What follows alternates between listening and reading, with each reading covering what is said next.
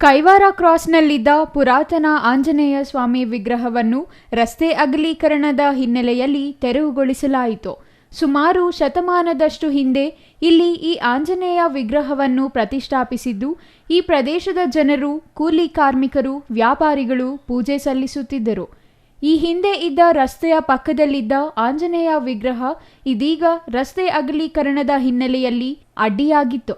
ಹಾಗಾಗಿ ಕೈವಾರ ಕ್ರಾಸ್ ಬಳಿ ಇದ್ದ ಪುರಾತನ ಕಾಲದ ಹನುಮಂತನ ವಿಗ್ರಹವನ್ನು ಲೋಕೋಪಯೋಗಿ ಇಲಾಖೆ, ಕಂದಾಯ ಇಲಾಖೆ, ಪೊಲೀಸ್ ಇಲಾಖೆ ಅಧಿಕಾರಿಗಳು ಮತ್ತು ಸಿಬ್ಬಂದಿ ನೇತೃತ್ವದಲ್ಲಿ ಇಂದು ಮಧ್ಯಾಹ್ನ ತೆರವು ಮಾಡಲಾಯಿತು. ಸುಮಾರು 100 ವರ್ಷಗಳ ಇತಿಹಾಸವಿರುವ ಪುರಾತನ ಹನುಮಂತನ ವಿಗ್ರಹಕ್ಕೆ ಈ ಭಾಗದ ಜನರು ಪೂಜೆ ಸಲ್ಲಿಸುತ್ತಿದ್ದರು. ಈಗ ರಸ್ತೆ ಅಗಲೀಕರಣ ಮಾಡುತ್ತಿರುವ ಹಿನ್ನೆಲೆ ವಿಗ್ರಹವನ್ನು ತೆರವು ಮಾಡಲಾಗಿದೆ. ತೆರವು ಮಾಡಿದ ವಿಗ್ರಹವನ್ನು ಕೈವಾರ ಕ್ಷೇತ್ರದ ಅಮರನಾರಾಯಣ ಸ್ವಾಮಿ ದೇವಸ್ಥಾನಕ್ಕೆ ರವಾನಿಸಿದ್ದಾರೆ. ಇನ್ನು ತೆರವು ಕಾರ್ಯಾಚರಣೆ ವೇಳೆ ಯಾವುದೇ ಅಹಿತಕರ ಘಟನೆಗಳು ನಡೆಯದಂತೆ ಪೊಲೀಸ್ ಬಿಗಿ ಬಂದೋಬಸ್ತ್ ಏರ್ಪಡಿಸಲಾಗಿತ್ತು. GL Shankar, CTV news, Chintamani.